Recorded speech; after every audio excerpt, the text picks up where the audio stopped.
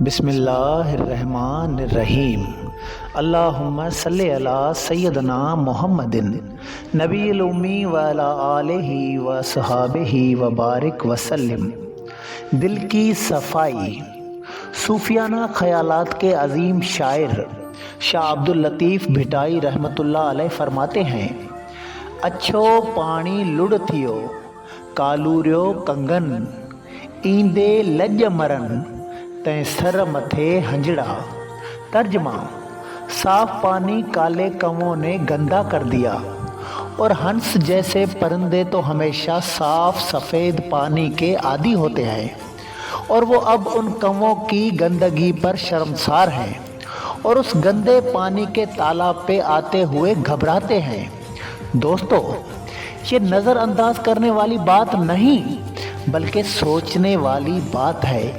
یہاں شاعر کی مراد یہ ہے کہ اچھے لوگ اس معاشرے میں حیرت زدہ ہو چکے ہیں کہ یہ معاشرہ کس سمت کو جا رہا ہے۔ کسی کو کسی کی کوئی پرواہ نہیں رہی۔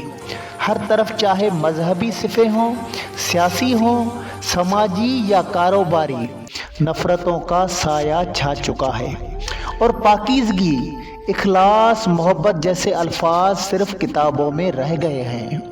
اگر کئی تھوڑی مقدار میں بھی صاف سفید پانی یعنی خلوص، سچائی، عشق، ہمدردی نظر آئے تو فوراً وہاں کا پتہ معلوم کرو، وہاں پہنچنے کی کوشش کرو، کیونکہ وہی روحانی شفا کا مقام ہے۔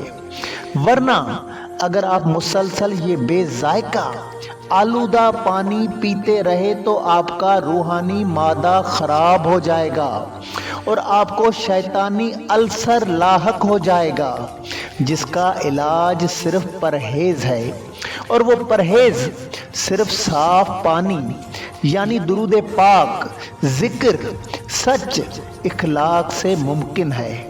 آؤ میرے بھائیوں، درود پاک کی کثرت کا صاف اور سفید پانی پیو، اپنی روحانی صحت ٹھیک کرو، اور اس شیطانی السر کے شکار معاشرے کو پتہ دے کر انہیں بھی اس بیماری سے بچاؤ۔